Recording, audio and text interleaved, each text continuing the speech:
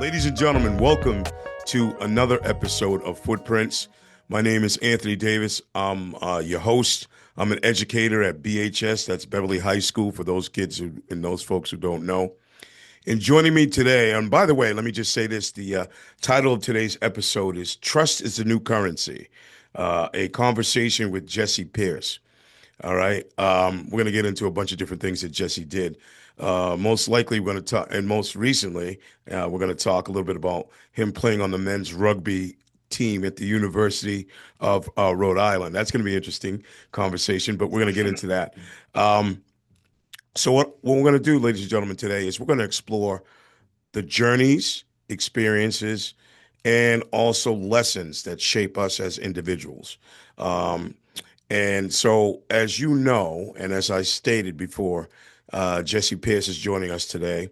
And I want to say a couple things. He said he was a proud father of two daughters, which is awesome. I have 7 kids myself, so I know that deal. Uh, and he's also an accomplished business executive and someone who spent, ladies and gentlemen, a great deal of time, more than a decade, helping companies and individuals kind of grow. Jesse's career has taken him through the world of international frozen seafood, software and technology, and also finance and accounting, which is awesome. Along the way, ladies and gentlemen, he's developed a unique approach, which I really love, to business that sort of focuses a lot less on transactions and more on trust, which is awesome. Relationship building and understanding people. That's the beauty of what we do as educators as well, which I love, and this is why I'm happy to talk to Jesse today. So we're going to talk about fatherhood, ladies and gentlemen. We're going to talk about leadership. We're going to talk about sales. We're going to talk about personal growth. We're going to talk about the footprints that have really shaped Jesse's career and his life and his path. Ladies and gentlemen, welcome Jesse to the show. Jesse Pearce, welcome to Footprints, my friend. Thanks so much, Tony. I appreciate you having me. Oh And no man, that's stone left unturned. Goodness. I mean, I think I built you up pretty good there, huh? You did. That was a fantastic intro. I appreciate it. Well, I do what I can. I do what I can. So let's start from the beginning. Talk about growing up and early influences and things like that. Take us back to your childhood. What was young Jesse like back in the day? Yeah, no, young Jesse back in the day. I mean, started born and raised in Gloucester, right over in East Gloucester. At that point, growing up on the North Shore, my father's had a physician's practice in Gloucester for going on 45 years. Hmm. So it was kind of a staple of where we were. I mean, it very different now from where we started because of the fact that, I mean, back when I was a child, we were walking to and from school. We Yeah. were hanging out outside all day, every Hmm. day, Hmm. getting into sports, getting into after school stuff. So, I mean, growing up with two parents over by Good Harbor Beach, I mean, it was a kid's dream. You're right down the street from the beach, Yeah. and it continued on like that. I mean, it's uh, my parents actually split when I was 5. So Hmm. that being said, it kind of threw a little bit of a change up into it. But Hmm. I, lucky enough, got to have two parents that were fantastic co-parents. So they started off Absolutely. as high school sweethearts, Definitely. and kept it like that for us. How about So that? That's pretty good. So those are the early footprints, ladies and gentlemen, right there.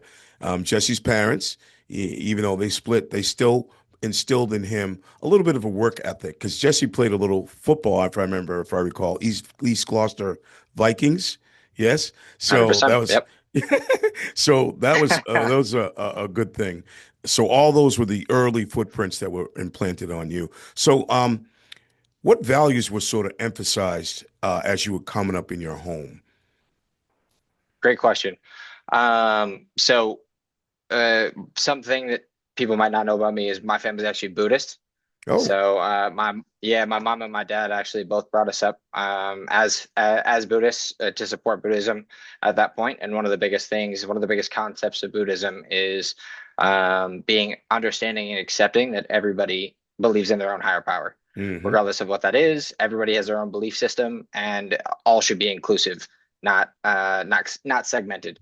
So I think that was one of the biggest pieces that they tried to instill in us that I think helped me not only on the work side but also on the personal side as well. Nice. Was and on the sports field because of the fact that it doesn't matter somebody's seniority level, it doesn't matter somebody's background, doesn't matter the color of their skin, anything like that. Mhm. Anybody can bring in a lesson, an experience, anything like that that'll completely reshape your life. Definitely, without a doubt. I love that. So tell me a little bit. Were there any early experiences that really helped shape your work ethic the way that you've become now? I would have to, if I were to pinpoint it, I started off really young, but off, I mean, on the record, but off the record, Hmm. back when work standards were a little bit looser to when you could actually start. But I grew up working in the service industry. So Okay. I've done about what 20 plus years in the service industry at that point, Wow. and started out working down at the rudder, for Charlie and Jeannie, who used to own it. Wow. And Now, I got to stop you yeah, right there for a second. In the story. yeah, So, my oh wife's yeah, grandmother, many years ago, used to own the Rudder Restaurant, Abby Parsons, hmm right? oh yeah. Back in the day. And it was like I met so many people there. Tom Selleck used to come visit. Her grandmother was really good friends with Judy Garland, and they had like a Mhm. lot of the original paraphernalia from The Wizard of Oz in there. I met Matt Damon when he graduated from Emerson there. So many people used to go to that restaurant, the Rudder Restaurant. So I just wanted to throw that in there because I think it's kind of Oh, it was relevant. What fantastic. we're talking about. Yeah, it was It was awesome. fantastic. It was It awesome. was it was the staple of Gloucester. I mean, it was a place that you always used to go. Luckily, it was right down the street from my house, so I could walk there when I worked. I used to go on food runs with Charlie Hmm. to the either Restaurant Depot or to Boston to grab any of the seafood, any of the outside seafood that we were bringing in, as well as kind of help him fix odds and ends around the restaurant. I also used to shuck oysters and peel scallops. Hmm. Which, if I'm Hmm. telling you, there's a job that you never want to do, it's peel scallops because you can never. There's no lemon juice or anything in the world that can get that smell off your hands. But Absolutely. but it was fantastic. I mean, it instilled me to be kind of jack of all trades when it came Mm-hmm. to it. It didn't matter what the job was. Hmm. It taught me not only how to interact with people at every type of seniority level, but also how to really make sure that I was always focused on doing something rather than just sitting back and letting things come to me. Yeah, I love that. I love that. So now, did you always see yourself in business, or did this kind of just evolve as you got along? Because everybody has a certain journey that they're going on, or they gravitate to something. Was this something that you always saw yourself doing in business? Tony, this was never something that I saw myself doing I didn't at think so. all. So no, so thanks to where my mom is, my mom's a LICSW, a Hmm. licensed social worker and a psychotherapist, and she's had a private practice for a long time now. And then my father's a doctor. Cool. So at that point, they kind of both not pushed us into it, but kind of guided us into the medical space. Hmm. And my undergrad, all the way through after URI, was PT and chiropractic. So physical therapy and chiropractic was a huge focus of mine. And funny enough, I actually got into a 3 year, 3 month doctorate program in upstate New York at the New York Chiropractic College, Wow. which they do it in kind of a unique way. They do it as it's a little bit of a longer program, but you come out with your doctorate in both. And the great thing is it's one of the only times that I've seen where the insurance company actually gets the short end of the stick and the patient gets to make out like a bandit How because the about patient that? only pays one copay and they actually we get to double bill insurance. So that was my route that I was going down. But Hmm. funny enough, I actually met my wife. I was on a cruise with seven of my guy friends Hmm. from Boston to Bermuda, and I met my wife, who we've now been together for 11 plus years. Wow. And she was a police officer. She wanted to be a police officer. She was finishing up school and knew that that's what she wanted to do. Hmm. And I couldn't have moved her to upstate New York in the middle of nowhere to do that. So sports and her actually guided me into sales Wow. and business. How about that? So those are the early footprints, ladies and gentlemen. Go on a cruise with your buddies and meet your wife. That's what you can do. I It's love my it. entire Gloucester crew. Yes, So indeed. So now, what is a lesson from your younger years that still guides you today? lesson from Your younger My years. Yeah, as you were younger going years that still through. guides me Yeah. today. Yeah. What do you I think? gotta say, probably the fact that probably the biggest lesson that my mom taught us around good karma. So I that woman built up more good karma than anybody that I've ever seen at Mm-hmm. that point. A Mm-hmm. lifetime for many people. And at that point, you always want to treat everyone else the way that you want to be treated, Oh, and you of want your loved course. ones to be treated. Definitely. Because that being said, I mean, not only is it a great way to just carry yourself throughout life, but it's also it could make or break your entire life going forward, whether or not you get a certain job opportunity, whether or not you Mm-hmm. again make a shift into a certain area, things like that. Yeah, no So question. So I can tell you from my own experience that every successful career starts somewhere. Um, and then often what happens with the opportunities that don't seem significant at the time, they start to turn into something significant as you invest and pour into it. I've been very blessed to be in education for 25 plus years. Beverly High School for the last 7 years. I'm a humanities teacher, and it's a beautiful thing. I teach U.S. history to freshmen and also an ELA class to like juniors and seniors, and I also have some sophomores in there.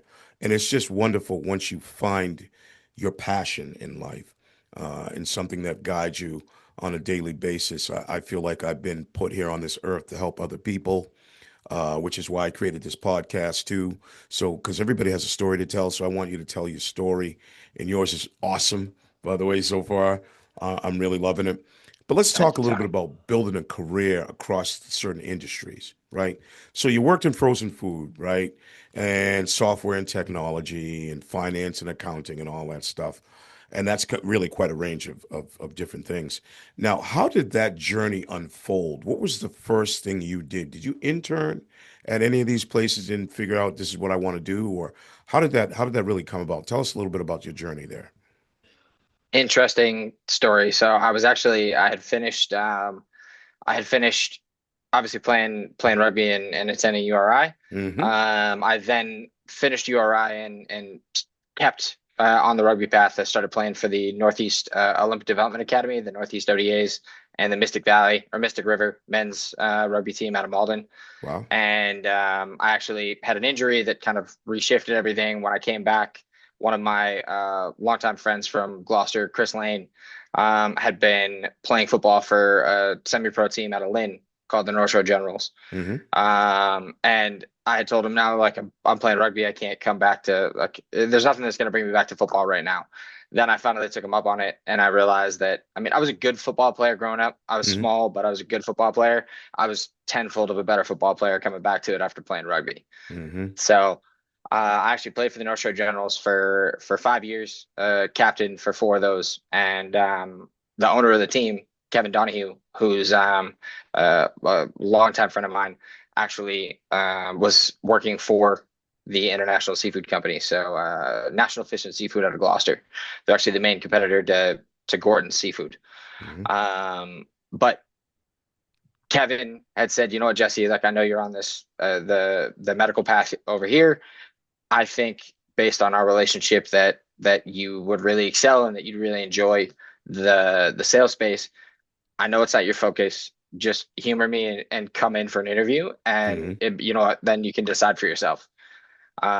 So I came in, and I always thought about businesses as you know what, very transactional, and I had that one track mind Mm-hmm. of business, but it's incredible how it's evolved to that more trusted advisor relationship Yeah. or educational piece, as long as the company is doing it right. Yeah, for sure. So I fell in love with that at National Fish. So, Wow. How about yeah, that? and Kevin's management style. So So now let me ask you this. So what was one of your earliest sort of professional lessons that you learned by working there at the fish place, the fish company? so good question. One of the earliest lessons probably had to be like it's less about always looking for how to make the next dollar Mm. and more making sure to pay attention to the incremental wins Mm-hmm. and focusing on each rung in the ladder rather than getting up too fast. Because at that point, you really hone your style, you really hone your process, and you build a foundation to it rather than simply just kind of getting to the next big paycheck. Yeah, I feel that. So, That's you're right. That's really important too. As you're building, you're seeing your vision come to life as you're doing that. And I think it's really important to have that sort of work ethic that was implanted on you when you were younger with your parents, and then bringing that to the business world was really important too. That's a good thing. Now, let me ask you this, because you were in a bunch of different, industries. What similarities have you found among these very different fields? Are there some certain things very similar in that? And what I mean by that is, as you were in the fishing industry, you then all of a sudden you worked in finance and accounting. Are those things kind of similar in terms of how they approach business and how they do business on a daily basis? so the fish and seafood industry is kind of its own animal. Hmm. I mean, I was the junior to everybody else by like I think 10 or 15 years. So it was definitely interesting. I mean, I was managing their entire Canadian portfolio Hmm. of retail grocery, and it taught me a lot. It taught me how to manage the entire sales cycle. Luckily, I had a lot of good supporting casts. But as far as the similarities go, I think one of the biggest things as a business professional is once you actually have your own process and your own cycle, Hmm. and you know that you can kind of rip and replace into any industry.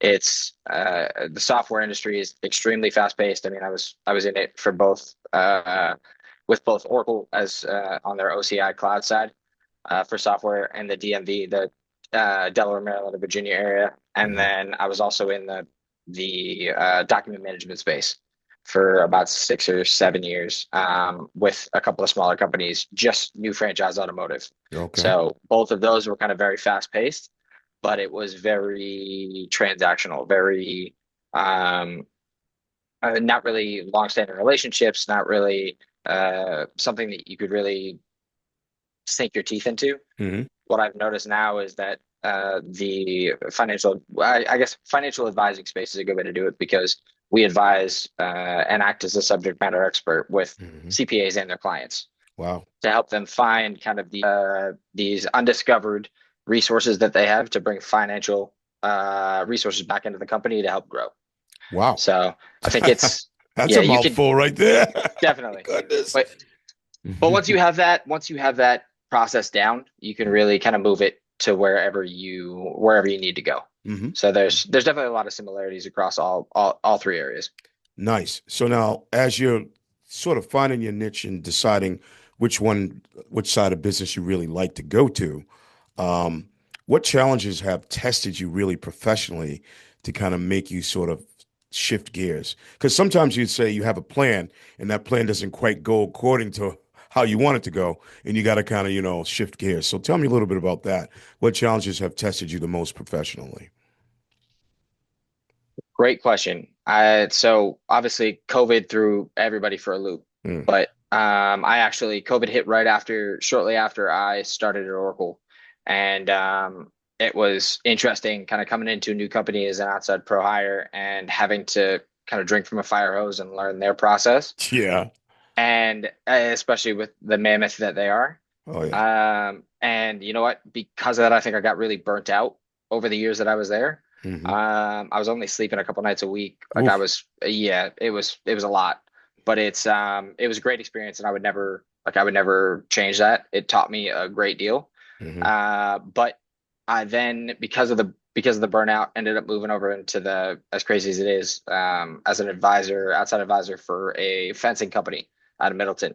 Hmm. And I had come in with the thought process of, you know what, I'm going to help you continue. My colleague Matt Giordana out of JC Fence, I'm going to help you kind of hone the digital footprint of this place with Hmm. my background in cloud and software, Okay. and we'll help you kind of make sure that you're getting all the value out of both your wholesale and your retail business. Wow.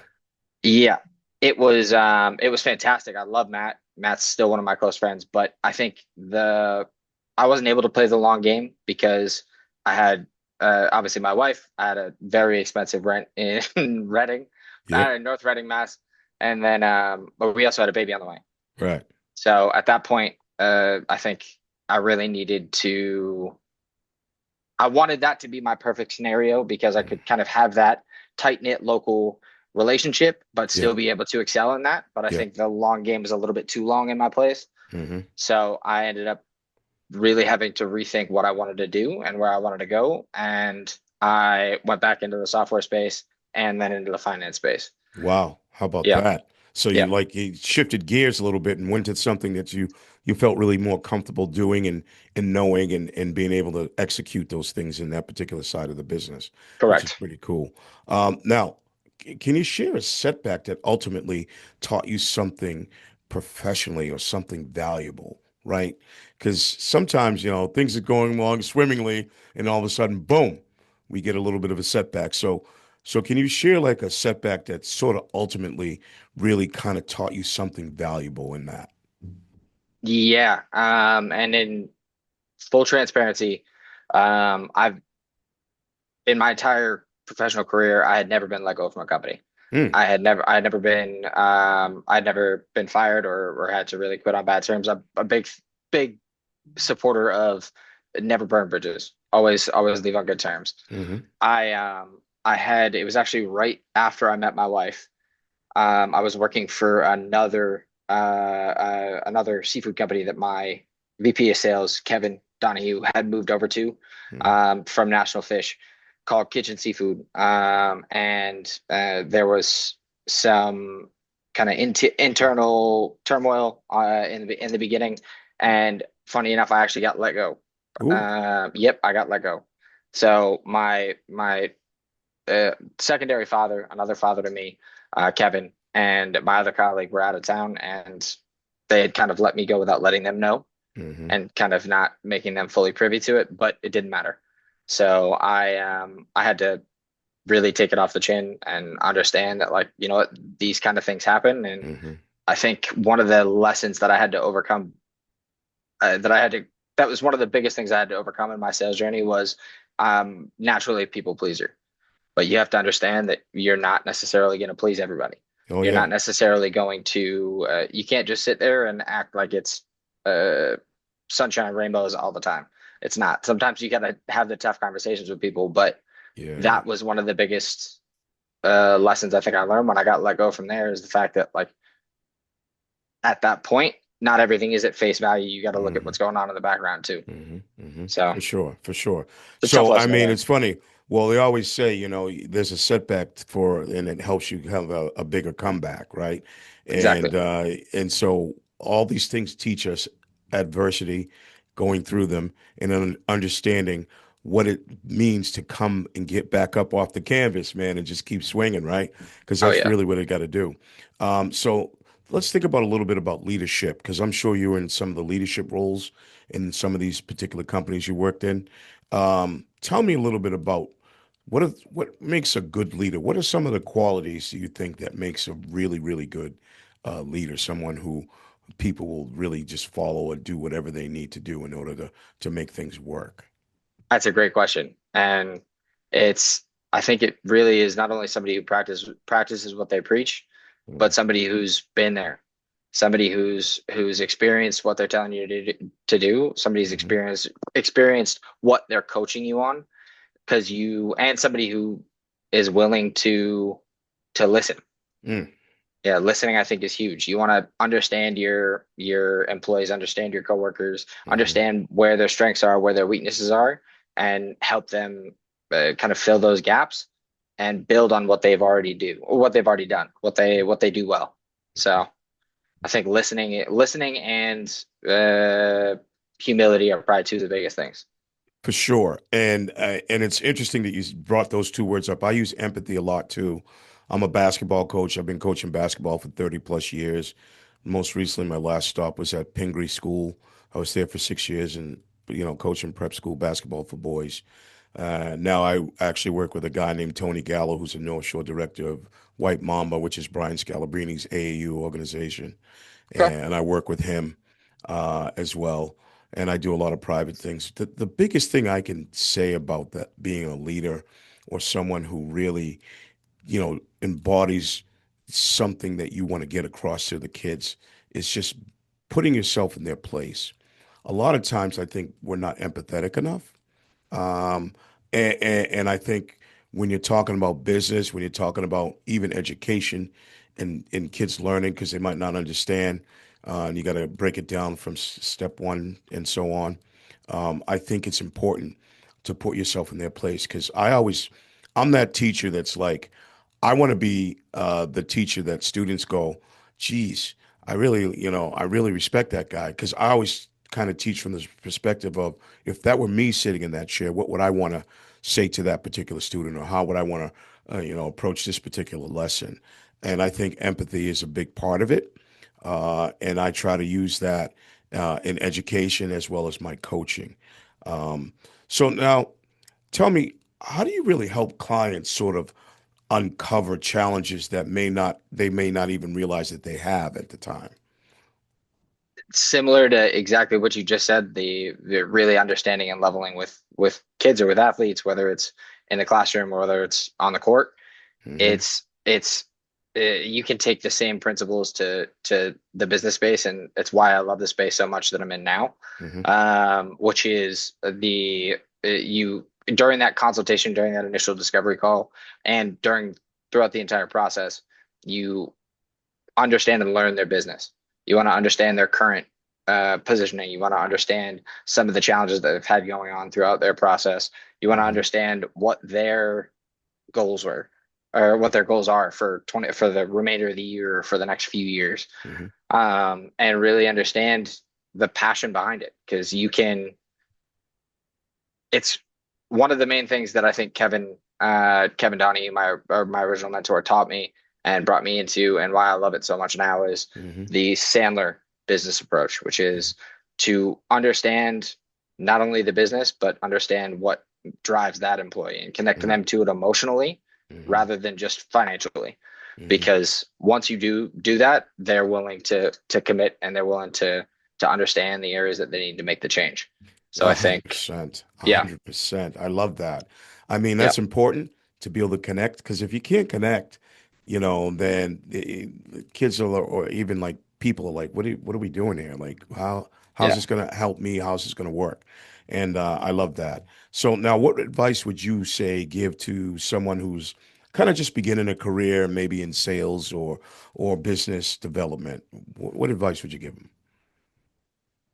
One, understand that anybody who says that they've had a spotless journey is not, they're not telling you the whole truth. Yeah. It comes with ebbs and flows. It's not about the mistakes that you make along the way. It's about Hmm. how you look at those and how you frame those in order to build on those, and in order to shift them into something that's going to build you up rather than knock you down. At that point, I've had so many times in my career that I've got hung up on, that I've ended up losing a deal because of some scenario, whether or not it was a cheaper company, whether or not it Hmm. was a better price, better relationship.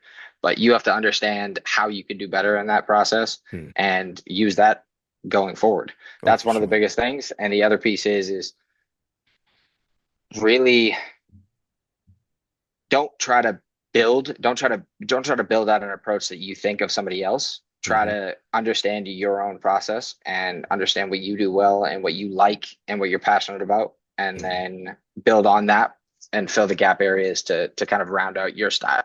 Like don't Absolutely. yeah. Same with sports, same with anything like that. Hmm. Like Hmm. make it you Make it you. 100%. Yeah. Absolutely. It's Yeah. and that's the beautiful part about whenever you get involved in something, once you learn the basics, then you can make it your own because now it's like it's yours. Like you've got the basics and the fundamentals, just like a basketball player, right? They understand basic fundamentals and all of a sudden they add something to their bag, right, that they didn't have before. And that's They a had the beautiful thing. swagger. They had the Yes, swagger. yes, yes, indeed. That's what it's all about, Jesse. It is. That's what it's all about. Ladies and gentlemen, by the way, if you like our content, please subscribe to BevCam. Don't forget, we're also on Spotify, we're on Apple Podcasts, and any place else you might want to get your podcasts as well. Um, Now, let's think about this for a second. So, behind every professional achievement, there's like a personal story that often matters even more. And as we get into your personal story, we're going to talk about fatherhood a little bit and your personal growth as an individual, right? So you describe yourself first as a proud father of two daughters. By the way, what are your daughters' names? My our oldest, who's 4, is Tatum. Tatum. So Okay. my wife made us put the Y in there because she refused to say that it all had something to do with Jason Tatum, I but love it it. did. I'll give her credit for it though. She did all the work anyways. All right. And then our youngest is 2, and her name's Blake. Blake. So you got Yep. Tatum and Blake. Yep. Okay. And what is your lovely wife's name as well? Kelsey. Okay. So now Yeah. tell us about the fatherhood role that you do with Tatum and what is it? Tatum and Blake. Blake. Blake. Yep. Okay. Tatum and Blake. So tell us about your fatherhood role. How is that? How's that come about? What do you do? What's one thing that Jesse does that other fathers should probably follow? I think it's really just continue to be open-minded regardless. Like allow their creativity to come through, allow them to uh, allow them to kind of steer everything and lead the journey rather than you. Like Hmm.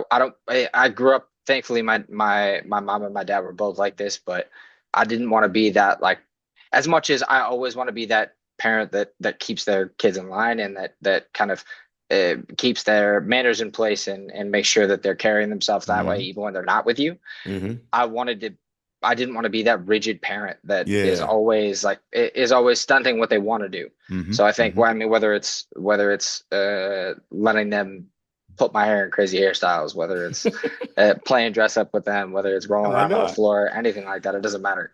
I Whatever hear they you. want to do, I'm happy to. And So now what lessons? understand, I love it. I love it. Go yeah, ahead, man.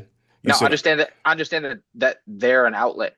They're a stress reliever, not a stressor. So for sure. And that's the beautiful part of kids. Trust me, I have 7 of them, so I know the deal. My oh oldest yeah, daughter's 40. My youngest son's going to be 22 next month. Oh, actually, this month, my the end of this goodness, month. Like yeah, Fiesta week, he's going to be yep, 22. How oh about yeah. that? We're So gonna bring them now, up for that too. oh, for sure. So how Oh do yeah. you balance sort of like, well, let me ask you this. What lessons have your daughters really kind of taught you along the way as you've grown as a family now with you and your lovely wife, Chelsea? Right. Now you have Tatum and Blake. What lessons have your daughters really kind of taught you along the way so far? So I think Kels will always say this to me, but it's to sit back and not be so fast paced. Hmm. Like to really take a second and sit down and enjoy. Like I used to in the beginning, and everybody should know and you know very well yourself. There's no handbook to Hmm. parenting. No. It is a trial and error. It is a Hmm. fly by the seat of your pants, Hmm. do it and just roll with it. At that point, they've taught me that I don't always need to be multitasking. I don't always need to be um, always kind of focusing on work as well, because I used to have an issue with that. Hmm. Being in sales and my wife originally being a cop, now she's in nursing school right now, Hmm. finishing up her last stretch. But she always used to say, like, she didn't understand the fact that my work didn't end immediately at 5 o'clock. Hmm. And I think really being strict on myself to Hmm. saying, you know what, like this is the time where I'm going to disconnect and I'm going to go Yeah, spend some time with the girls and do exactly. all of that. I think Hmm. that's been a big thing that they've taught me, that I can slow down and I can really just use my other time wisely and get the things done that I need to get done. But also, like, they're only children for so long. Exactly. So So, yeah. that leads me to my next question, right? So what do you hope your daughters remember most about you years from now? I'd have to say the fact that I will always tell them that work is work, but Hmm. they are my main focus. Hmm. Them and Kels, they're my main focus. Like I want to be the fun parent, but I want to be the parent that they know will always be there for them no matter what. No question. No Yeah, question I about don't it. care how you ever mess up. I don't care what mistakes you make. Your kids, you're always going to do that. I mean, I did Hmm. the same thing. I've Hmm. been where they are. Hmm. It's like just be you regardless. So, 100%. And it's funny you said that too, because when I was younger, my mom would always say, "Now, look, I know you're going out drinking with your friends and all that. You're going to do that." My mother would say that. She goes, "But now, if you get into a pinch, you get into a pickle, please call us. We will yep. come pick you up." And I had to use that a couple of times, and I carry that over to my kids, where I said, listen, if something is not right, something's amiss, don't get in the car with that person. Call us, we'll come pick you up. We're not embarrassed. That open line of communication is really what's important. And I think giving those core values to our kids is most important. I know my parents did it for me, and they passed it along to me, and I was hopefully able to translate those to my 7 children, and now hopefully they'll be able to translate it to their kids and so on. And that's the beauty of fatherhood and being a parent. It never ends, and I love it because it's like so. I don't want to use the word inspiring, but I just love the fact that my kids can come to me with anything, no matter what it is, and say, "Hey, Dad, what do you think about this? What do you think about that?" Or I had this happen to me, right? They can share that with me, some of the Yeah, most intimate details about their lives, and I think that's an important aspect to be able to have with your children. And that definitely. way, yeah, they trust you, and it's a beautiful thing. Never want Um, them to hide anything. no, That's no, that's a no. big thing. We'll never be mad. I mean, at that point, the only time I'm gonna get mad is if you decide to get into a car with somebody who's been drinking. Yeah, exactly, Done. 100%. Call me no matter what time it is, and I'll come. Exactly. I don't mind. Exactly. Absolutely. Now, Yep.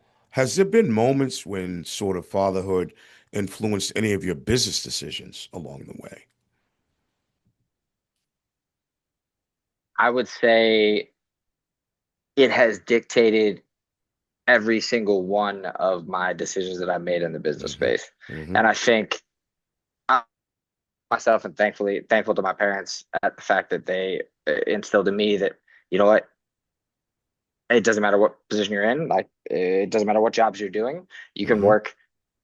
Just make sure that you're always working and building towards something better, Hmm. and you're always putting everything you can into what you're doing. Oh yeah. I think the fact that now I have been a lot more focused on building a long tenure at a company Hmm. rather than like with Capstan, rather than kind of again, we get. I'm sure you do as well.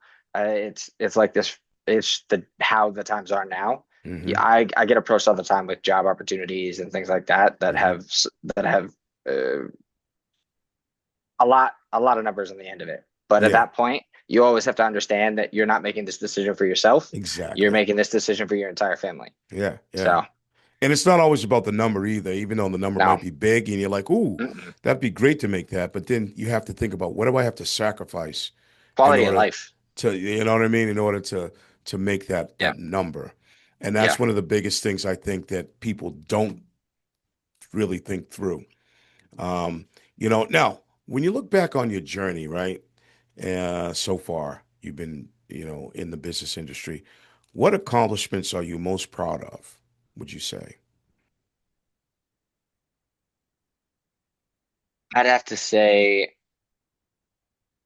the accomplishment of building out such a tenured career in a space that I wasn't even focused on. Mm, So I think I never thought at any point in my life that I'd be in the sales space. hmm. I never thought of me all the years that I put in at the restaurant, all the years that I put in as a personal trainer, things like that, as being an entrepreneur or being in the sales space.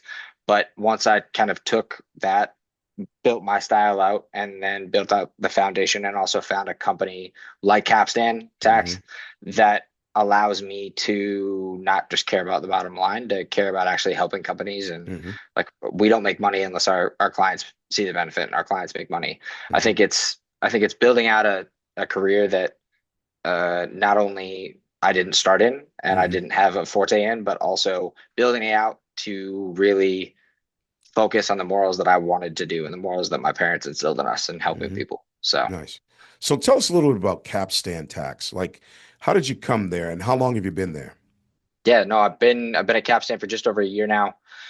Been in the specialty tax space for what going on 4, almost 5 now. Hmm.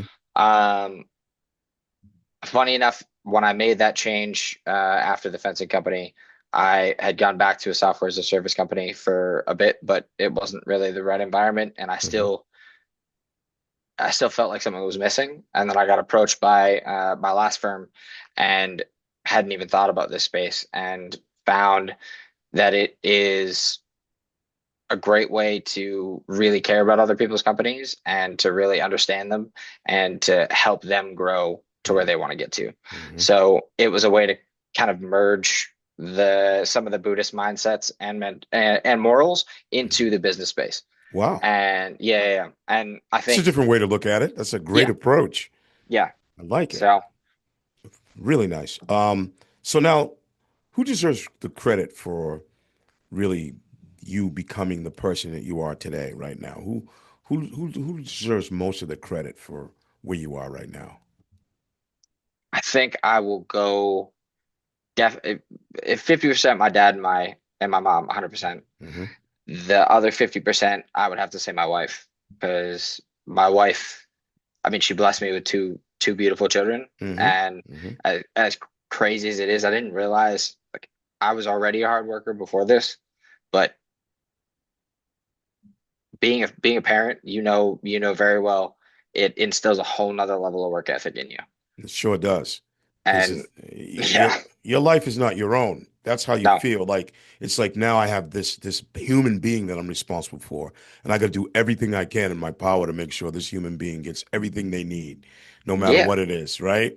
I got yeah, to food, shelter, clothing, all of that stuff, yeah, right? And whatever I have to do to make that happen, I'm going to do that. yeah, And I think it's talk about like giving of yourself. That's what I think is most important. And that's why empathy is big in my book, because I feel like if you can put yourself in somebody else's shoes and help them out and inspire them in a certain way, then, and my life was worth living then. That's what I feel like. And that's yeah, why I do what I do, which is awesome. yeah. You You know know what I what? mean? At that point, coaches and teachers are there in such a vulnerable place in Hmm. people's lives that like you really caring and you again having that empathy can make or break where a student's or athlete's life goes. Yeah, So some yeah, of my coaches, some of my teachers have been some of the people that have stayed with me the longest, yeah, yeah, as far for as that sure. goes. So And that's a beautiful thing, man. It's not about what you do on the field or on the court.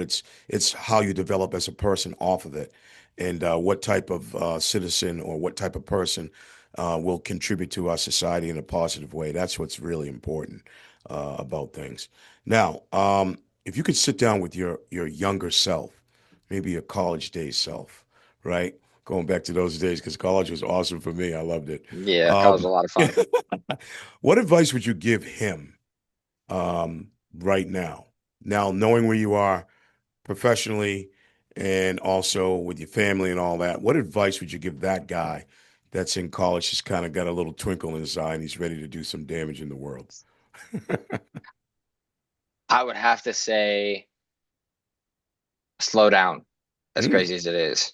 wow. It's I think I think one of the and again I'll bring it back to Buddhism, but I think one of the main reasons my why Buddhism has been such a huge piece. I always was in the mindset that like my parents would always sit or meditate when I was younger, but they would do it for hours at a time. We would go overseas to France, go on retreats that Hmm. were a week or two long, and people would stay in silence the entire retreat. Wow. And I was like, I can never do this. There's no way. Yeah. I'm an athlete. I'm a young kid. I have ADHD. Like, there's zero chance I'm staying quiet for that long or sitting for that long. I think the minute that I brought meditation back into my life Mm, and I realized that it doesn't have to be hours on end. It doesn't have to be that. It could be a 10 or 15-minute reset that you do in the middle of the day or anything like that. But it allows me to slow down enough hmm. that I'm not missing pieces in my life that I'm not I mean kids have also made me a better planner too and my wife, but Hmm. it has made sure that I'm more methodical about how I'm doing and that I'm actually able to kind of sit down and enjoy life on a day-to-day basis rather than feeling so stressed and so strung out or anything like that. That's really Just important, slow down. Jesse. Really important to be able to reset, man. It's one of the biggest things I think that people don't do enough of. is resetting and understanding like this is a temporary setback or whatever it would be, right? For Yep. for right now. And Yep. just reset your mind and get your mind right. I'm the guy that always thinks the cup is half full, not half empty. I've always been that guy. So what I try to do is lead my life like that. You know what I mean? I focus on solutions, not problems. People usually see problems, but I don't see that. I say, No. well, there's that. So now how do we fix that? What do we do to make that better? And I've always been that person, and I'm going to continue to be that guy. Now, let me ask you a couple of more questions. What footprint do you hope you're leaving on the people you work with?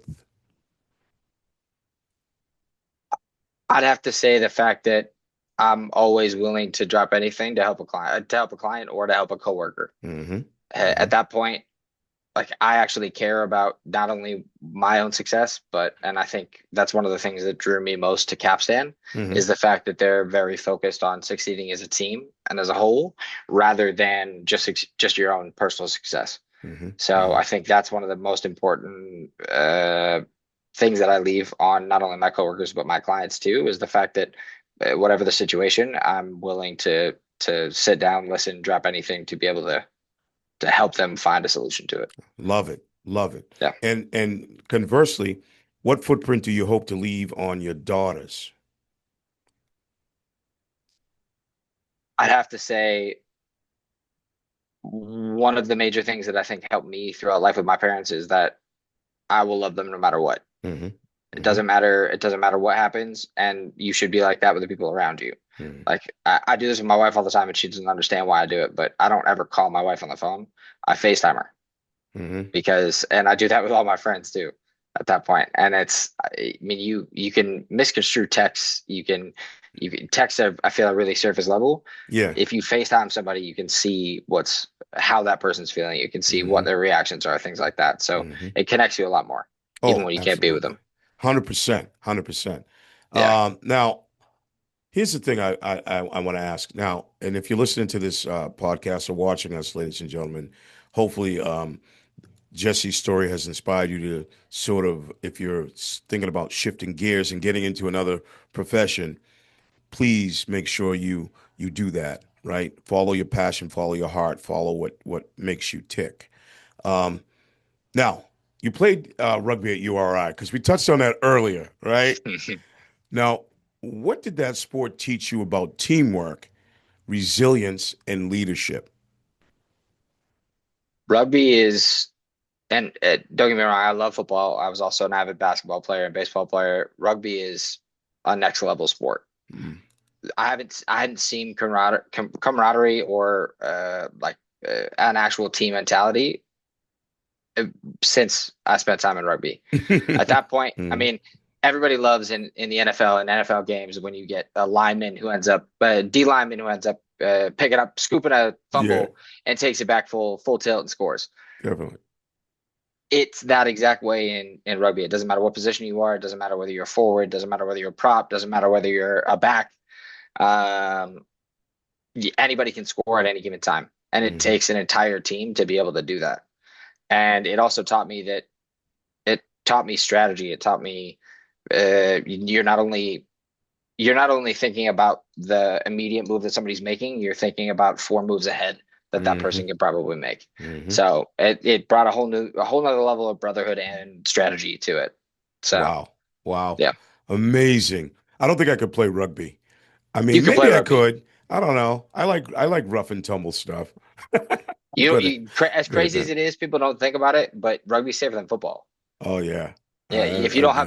if you don't have you throw pads on somebody and they think they're invincible. But the minute that people don't have pads on, they get real more strategic about the moves that they make and what they do. Absolutely. I Yeah. know I would be, Oh yeah. without a doubt.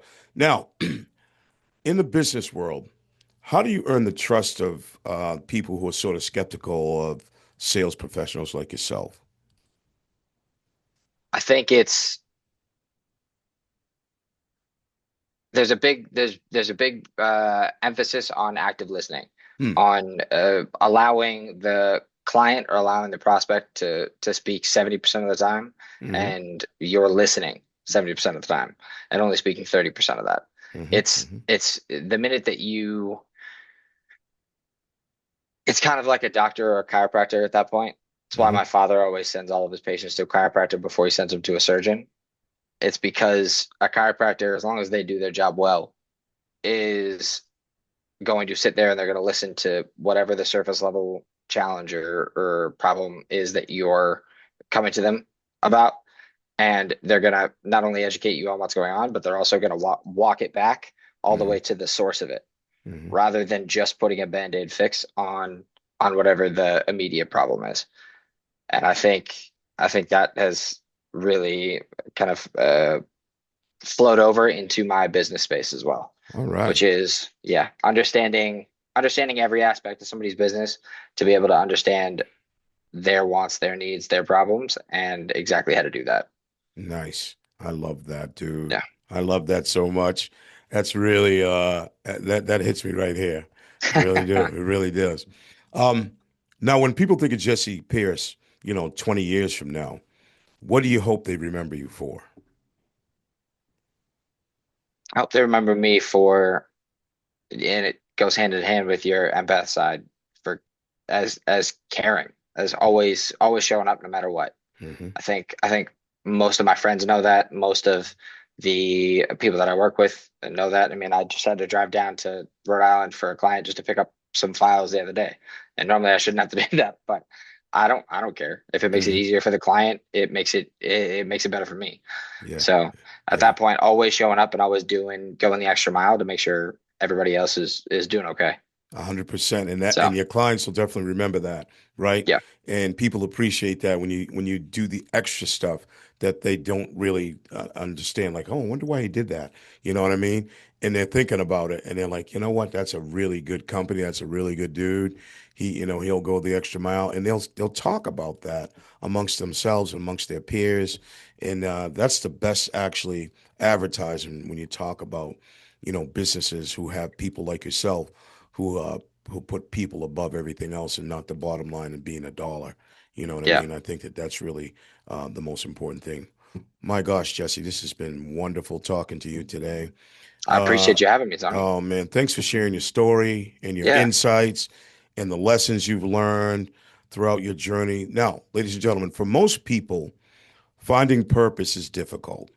And for others, it comes naturally. I believe Jesse is in the latter category, by the way. And as he clearly found his purpose, so should you.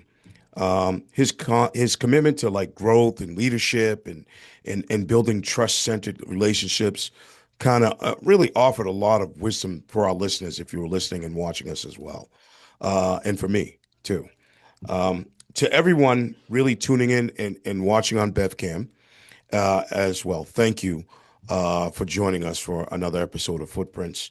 And remember, ladies and gentlemen, remember, every person leaves a mark in the world. Okay. The question is, what kind of footprint will you leave behind? And as always, I always leave you with this question: who left a footprint on you?